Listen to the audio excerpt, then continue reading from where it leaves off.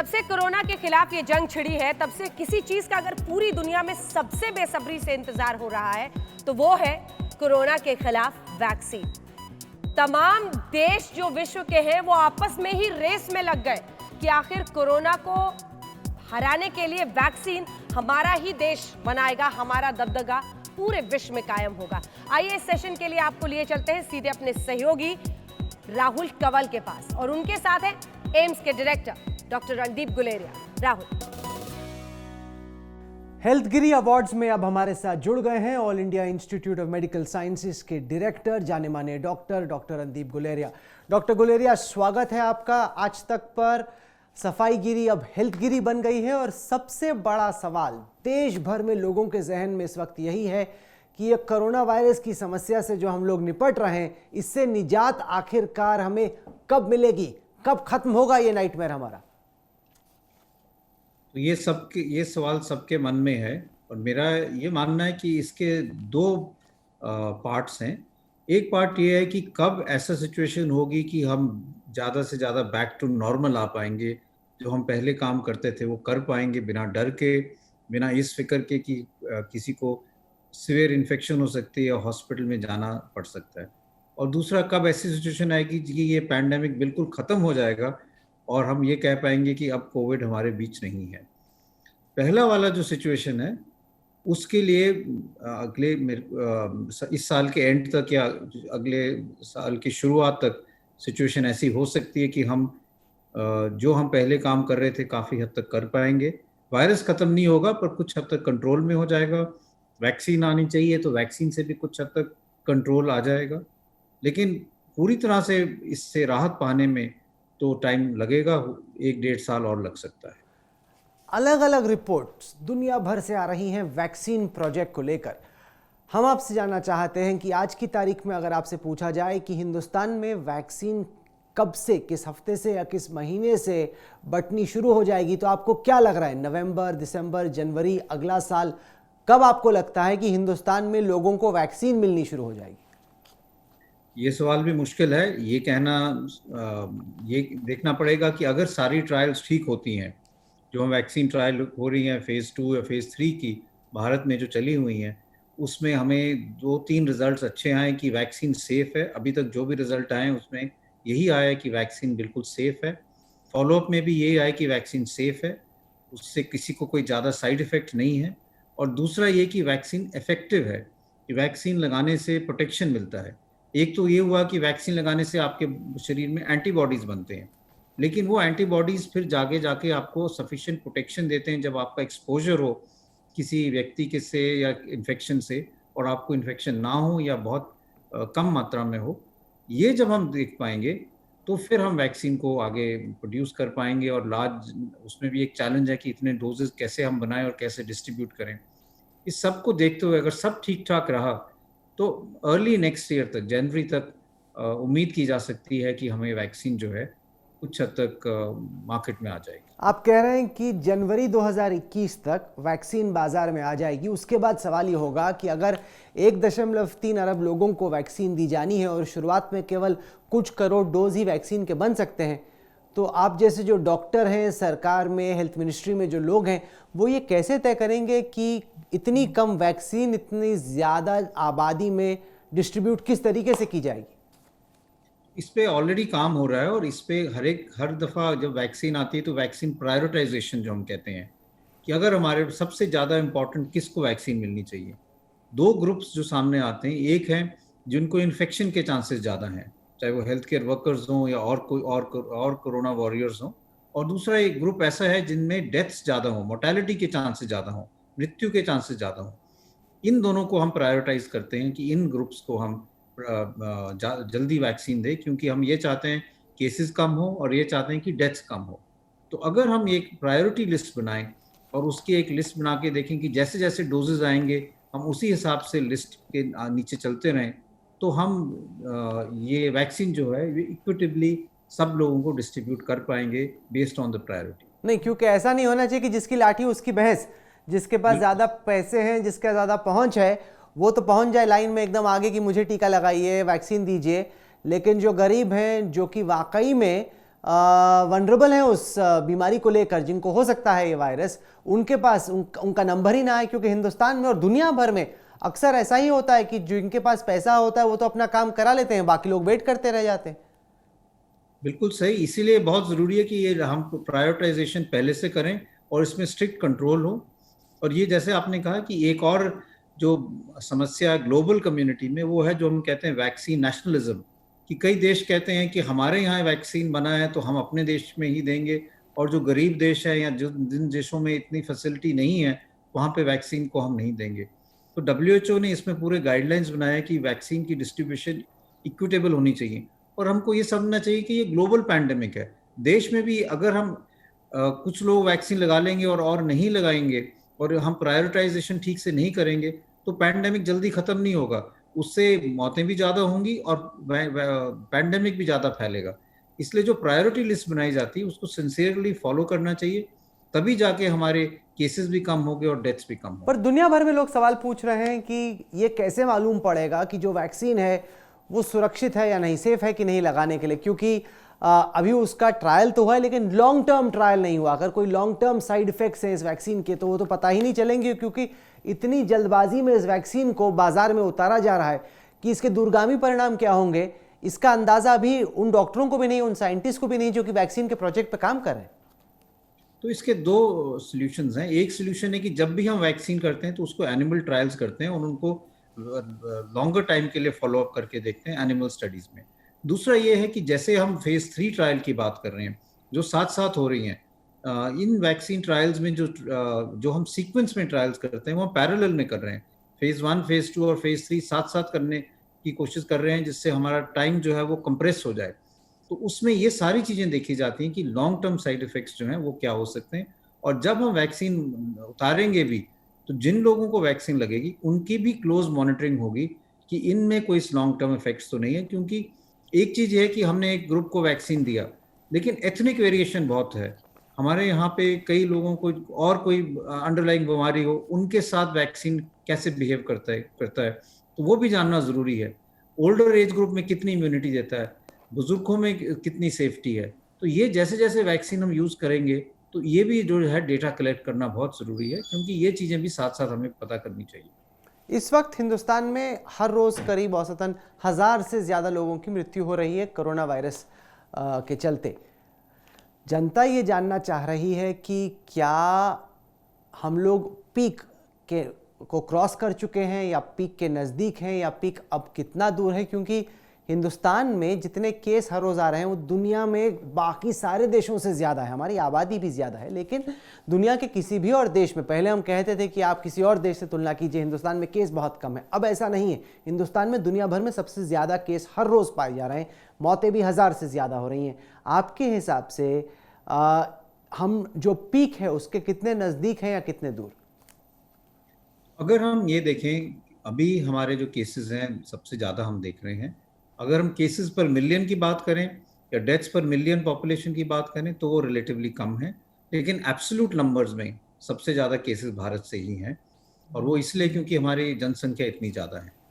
लेकिन ये बात भी सही है कि हमें इसको कम करना है। और अगर हम पिछले कुछ दिनों की बात करें तो हमारे केसेस लगभग स्टेबलाइज हुए हैं। जैसे जैसे केसेस बढ़ रहे थे और ये लग रहा था कि हम 1 लाख से ज़्यादा हो जाएंगे, 1.5 लाख या 2 लाख तक पहुंच पाएंगे, अगर हम अब देश के आंकड़े देखें तो वो लगभग स्टेबलाइज हो रहे हैं।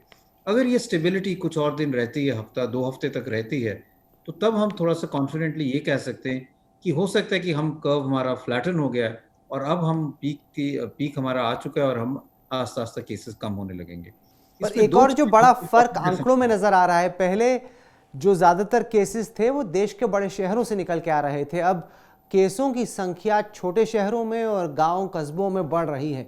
ये कितना खतरनाक है आपके लिहाज से? क्योंकि शहरों में तो फिर भी अस्पताल हैं, लेकिन गांव देहात में जो हेल्थ केयर फैसिलिटीज़ हैं वो अनुकूल नहीं है। तो ऐसे में ये कितना बड़ा खतरा है कि अगर गांव में जाता है ये वायरस तो वहाँ पे ठीक से टेस्टिंग भी नहीं होगी और ठीक से ट्रीटमेंट भी नहीं हो पाएगा।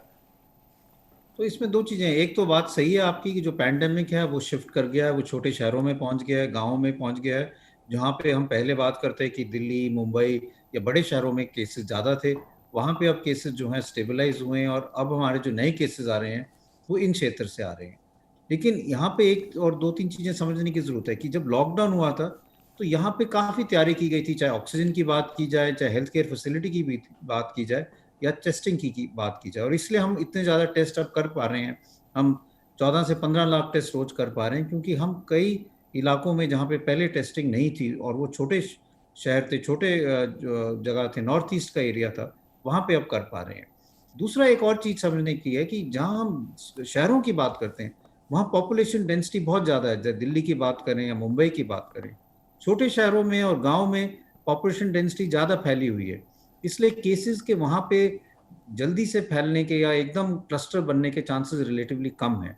इसलिए अगर हम वहाँ पे हेल्थ केयर फैसिलिटीज बढ़ाएं, लोगों में जागरूकता करें, तो केसेस को वहाँ कंट्रोल करना रिलेटिवली इजी नहीं, रहेगा। अब अगर मगर की तो अब बात नहीं, अब तो बीमारी पहुंच चुकी है गांव देहात में।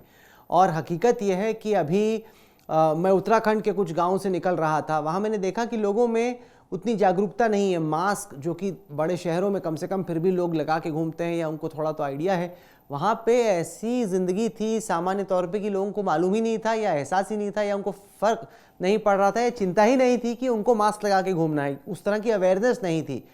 तो ये जो आप हेल्थ केयर फैसिलिटी बनाएंगे, जागरूकता लाएंगे, अब तो काफ़ी लेट नहीं हो गया सबके लिए? नहीं नहीं, ये तो ऑलरेडी हो चुका है। अब मैं जो कह रहा हूँ कि ये जो चीजें की थी ये लॉकडाउन के दौरान हो गई थी। लेकिन ये आपकी बात सही है कि लोगों को अवेयरनेस बढ़ाने की जरूरत है। हम आप फोन की बात करें तो जब भी आप फोन नंबर करते हैं आपको मैसेज आता है कि आपको क्या क्या चीजें करनी चाहिए। हम टीवी पे देखें या हम और एडवर्टीजमेंट्स देखें, सब जगह कोविड अप्रोप्रिएट बिहेवियर की बात की जाती है। लेकिन लोगों को इसमें अपनी अपनी रोल भी समझना चाहिए, क्योंकि अगर हम किसी को कहें कि आप मास्क लगाएं और आप जब भी बाहर जाएं तो मास्क लगाएं, फिजिकल डिस्टेंसिंग करें, तो उनको वो प्रॉपरली स्टेप एक्सेप्ट भी करना चाहिए, चाहे वो शहर हो, चाहे वो गांव हो, चाहे वो और कोई इलाका हो। तो ये जो बिहेवियर है इसको हमें ज़्यादा एग्रेसिवली प्रमोट करने की ज़रूरत है। अगर हम लॉकडाउन के इनिशियल डेज की बात करें तब ये सारा बिहेवियर बहुत अच्छा रहा था। लोग बिल्कुल ध्यान से बाहर जाते थे, फिजिकल डिस्टेंसिंग रखते थे और मास्क सबने लगाया था। लेकिन अब जैसे जैसे 6-7 महीने हो गए हैं पैंडेमिक को, तो लोगों में भी थोड़ा सा सुस्ती आ गई है, थोड़ा सा फ्रस्ट्रेशन हो गई है, और हमें फिर से लोगों में ये री एनर्जाइज करना है उनको कि ये बिहेवियर बहुत ज़रूरी है अगर हमें इस पैंडेमिक में केसेस कम करने हैं। स्वास्थ्य के क्षेत्र में जानी मानी मैगजीन है लैंसेट, जो कि अंतर्राष्ट्रीय तौर पे लोग डॉक्टर उसको पढ़ते हैं, साइंटिस्ट उसको पढ़ते हैं। उसमें हाल ही में एक आर्टिकल आया कि हिंदुस्तान में जो कोविड का डेटा है उसको बहुत ही पॉजिटिव स्पिन देने की कोशिश हो रही है, मतलब जो हकीकत है उससे बहुत कम हम दिखाने की कोशिश कर रहे हैं। तो लैंसेट ये जो आरोप लगा रही है हिंदुस्तान के हेल्थ केयर सिस्टम पर कि जो हकीकत है उसको कहीं ना कहीं दबा कर छिपा कर रखने की हम कोशिश कर रहे हैं, क्या आपको लगता है कि वो सही है बात? नहीं नहीं, ऐसा आजकल के ज़माने में आप देखो, हमारे यहाँ पे ना आप डेथ्स को हाइड कर सकते हो। ऐसे तो नहीं है कि किसी की डेथ हो और आप उसका कोई डेटा नहीं हो, चाहे वो क्रिमेशन ग्राउंड में जाए या बरियल ग्राउंड में जाए, वहाँ तो रिकॉर्ड्स होंगे। तो आप चाहे डेथ्स की बात करें या अपने सर्वेलेंस सर्वेज की बात करें, अब आजकल के ज़माने में जब हम इतने एडवांस्ड हैं तो कोई डेटा छुपाना तो बहुत मुश्किल है। इसलिए ये जो बात की जा रही है कि हमारे डेथ्स कम हैं, हम ऐसा कोई, अब हम इस उस जमाने में तो रह नहीं रहे कि लोग अपने बैकयार्ड में डेथ्स को कर लेंगे। कोविड की डेथ्स तो एज इट इज सारी रिकॉर्ड हो रही हैं। तो जो मोर्टेलिटी है, मॉर्बिडिटी है, नंबर ऑफ केसेस जो अपलोड हो रहे हैं, वो तो ट्रांसपेरेंट है। सब सारे लैब्स अपने डेटा अपलोड कर रहे हैं और वो कॉमन पोर्टल पे हैं। इसलिए डेटा छुपाने की कोई बात नहीं है।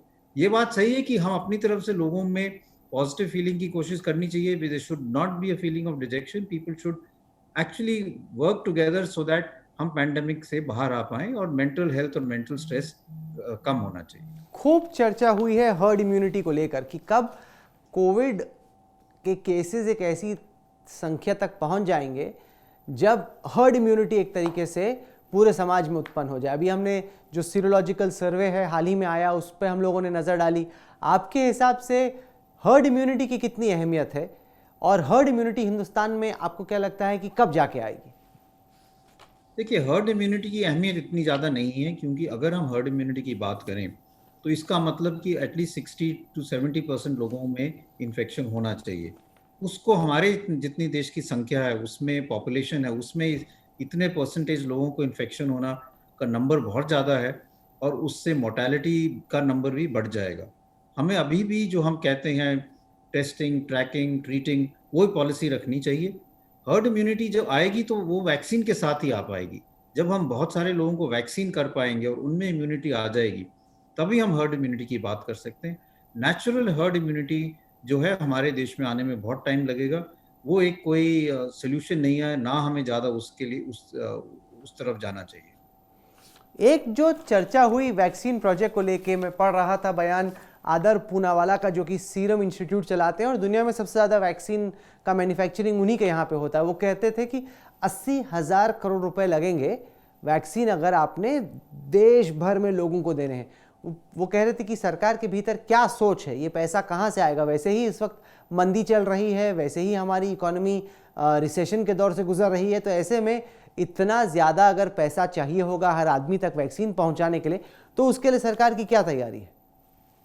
तो एक गवर्नमेंट में हाई लेवल कमेटी बनी है जो कई चीज़ें इसमें देख रही है। जो पैसे अकेले की बात नहीं है, हमारे इतने मिलियन डोजेज चाहिए होंगे। अगर हम वैक्सीन हमारे पास आ जाती है तो उसके साथ एक कोल्ड चेन चाहिए होगा जिससे वैक्सीन देश के हर हिस्से में पहुंच पाए। हमें इतने सिरिंजेस चाहिए होंगे, इतने नीडल चाहिए होंगे, इतने ही लोग ट्रेन होने चाहिए जिनको वैक्सीन का इंजेक्शन की ट्रेनिंग हो।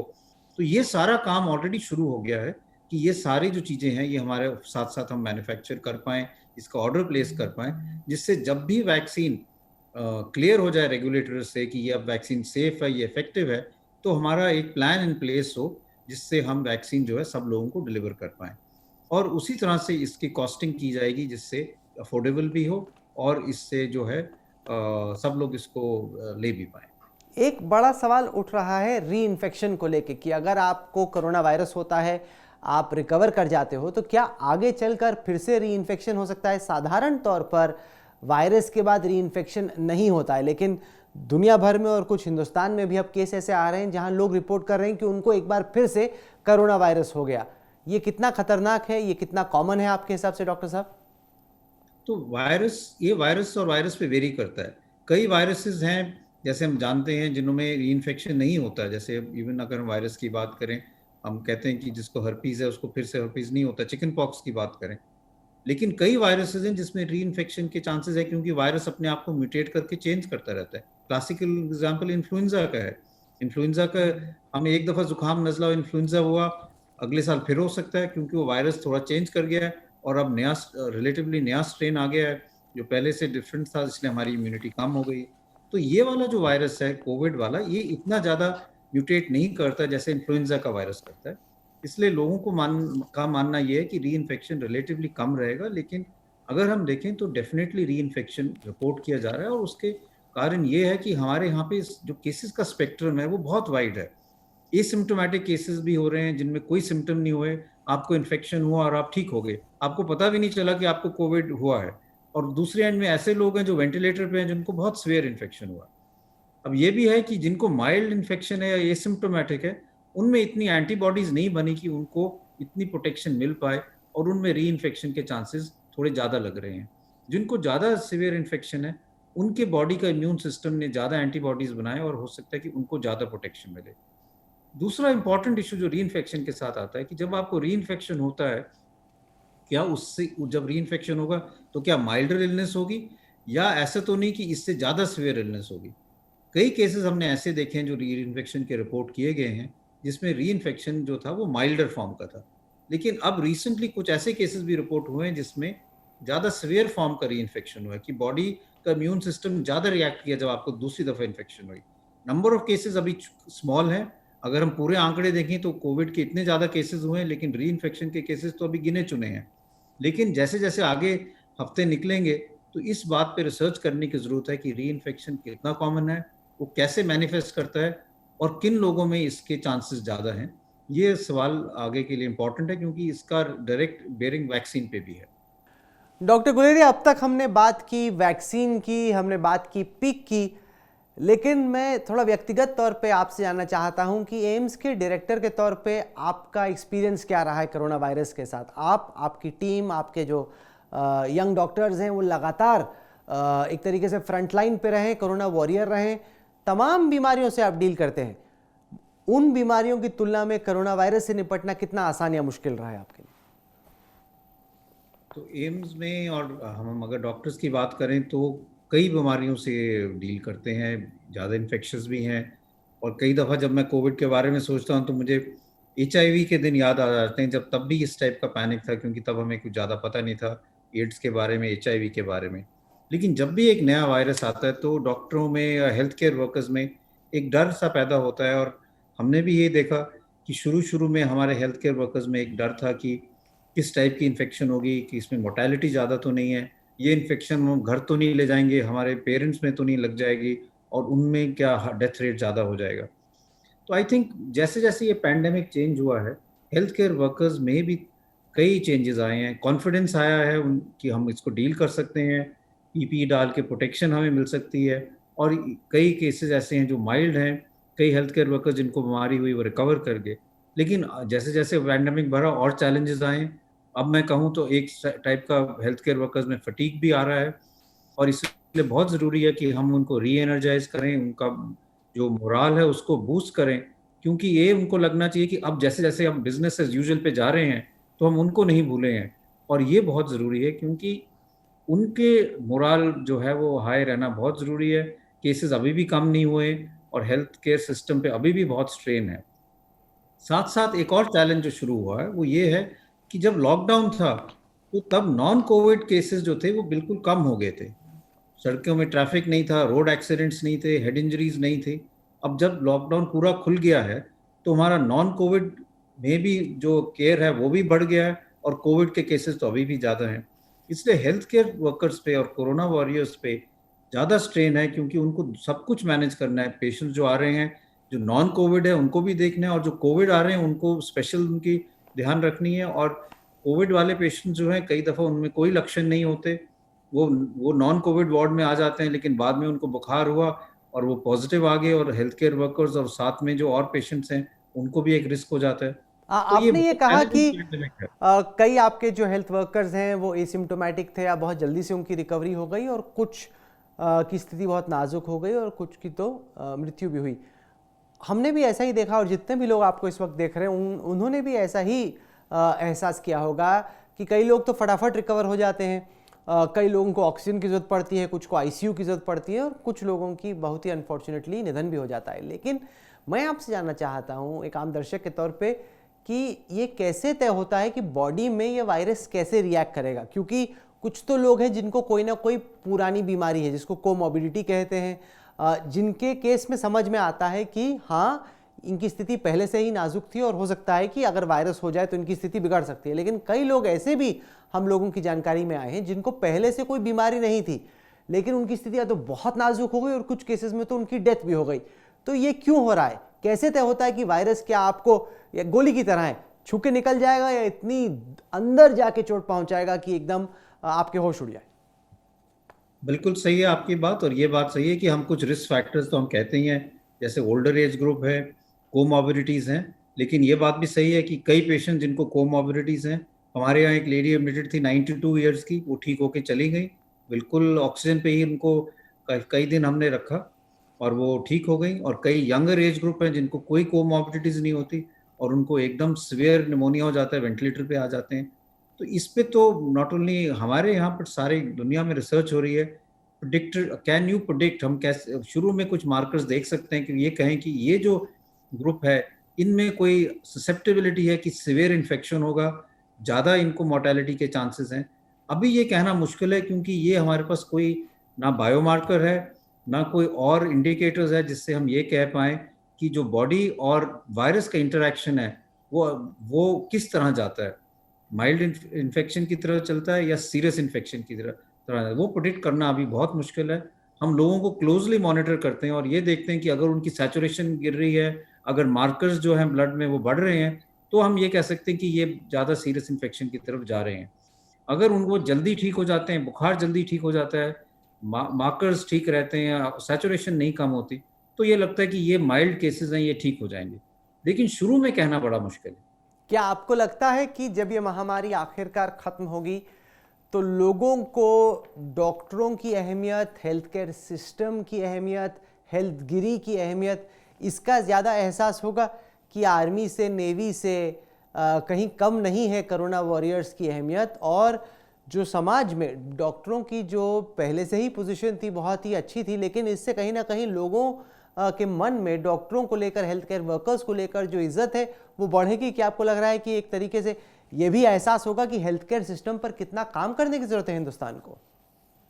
बिल्कुल सही। मेरा ये मानना है कि जैसे आपने कहा हेल्थ गिरी की बात करें, कोविड ने जो हेल्थ है उसको एक सेंटर स्टेज पे डाल दिया और ये लोगों को एहसास कराया है कि हेल्थ जो है उसको हम इग्नोर नहीं कर सकते। चाहे पब्लिक हेल्थ की बात करें, गवर्नमेंट हॉस्पिटल्स की बात करें, प्रिवेंटिव हेल्थ की बात करें, उस पे हमें ज़्यादा जोर देने की ज़रूरत है। क्योंकि अगर सेहत है, अगर हेल्थ है, तभी सारा जहान है। अगर आपकी हेल्थ ठीक नहीं है तो कोविड ने ये एकदम दिखा दिया कि ना इकोनॉमी चलेगी, ना आपके घर में चैन होगा। इसलिए सबसे ज़्यादा ज़रूरी है कि आप हेल्दी रहें, स्वस्थ रहें, मेंटली और फिजिकली हेल्थी रहें। और इसके लिए चाहे समाज की बात करें, चाहे सरकार की बात करें, चाहे प्राइवेट सेक्टर की बात करें, सबको इकट्ठे मिलके इसको आगे लेके जाना है, क्योंकि healthy nation will also be a prosperous nation. Doctor Guleria, आपको और देश के तमाम कोरोना वॉरियर्स को आज तक का सलाम। आप हमारे साथ हेल्थ गिरी में जुड़े, बहुत बहुत शुभकामनाएं और बहुत बहुत शुक्रिया। थैंक यू जी, नमस्कार।